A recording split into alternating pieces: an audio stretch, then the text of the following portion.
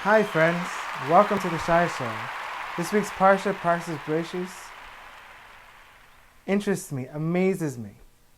I heard recently that there are some who view the story of creation, Parshas Berashis, literally.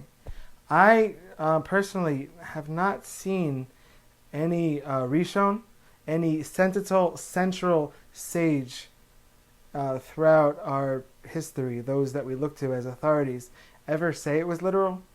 Basically, what I understand, they had a logical conundrum, a problem, to understand that the entire story was allegorical. Even though many of the stories, if not every story after this, is quite literal what happened, these stories were not.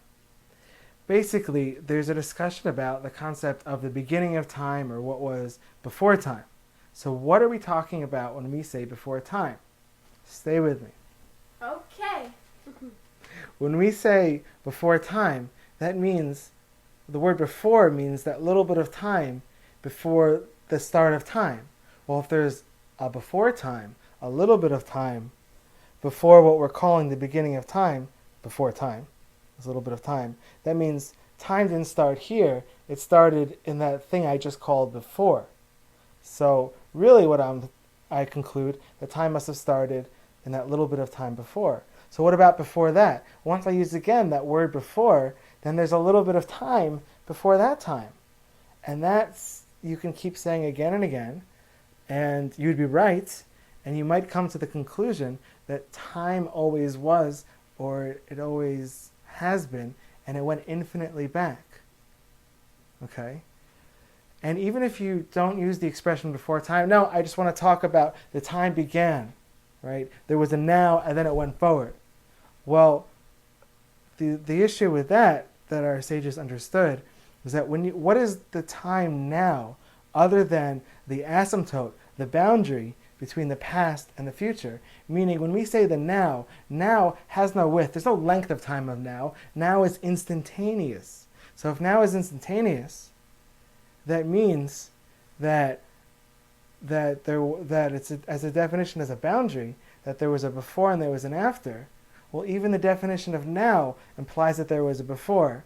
And if there was a before that now of the beginning of time, then the same conundrum starts, and you end up with this, where you end up saying that time always was. That's so cool. And there was a Rishon, those interested, there were Rishon or Rishonim who say such things, as our belief as well, that time always was. How time always was, and yet Hashem, God, was the creator, that's another shmooze. But those interested, please contact me. So what I walk away from is that it's not literal. I enjoy trying to figure out the mysteries of the universe, trying to understand how it came about, the forces involved, the intensity, the energy, the expansion, and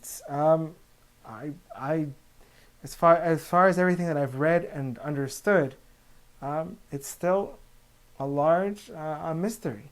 But what I do know is that these stories were allegorical. What did bother me, what was a moment for me, was there was a book that I enjoyed, that I even recommend, called A Brief History of Time by Stephen Hawking. And there was a moment when I saw this book, and I read this book, that I was kind of shocked, because I always appreciated his physics and his explanations. Someone who shared a certain passion that I like to think that I have, which is to try to explain very complicated concepts simply and clearly and with understanding. I also kind of believe if somebody really understands something, that they could explain it to a child, and if they say they couldn't explain it to a child, I often feel it's because they don't really understand it themselves. That being said, Stephen Hawking explains things very well, and I consider him typically to be honest. And here in his book, in my copy of the 1988 copy, on the end of page 68, he openly says, what I would even suggest that sounded to me, maybe is not quite honest, where he says, speaking about the two theories of viewing the universe, we understand and further proved with both the energy signatures, the Doppler effects, and the Hubble telescope, amazing pictures, that the universe is definitely expanding. So there was two ways to view it. One way was to say that we're the center of the universe and the entire universe is expanding away from us.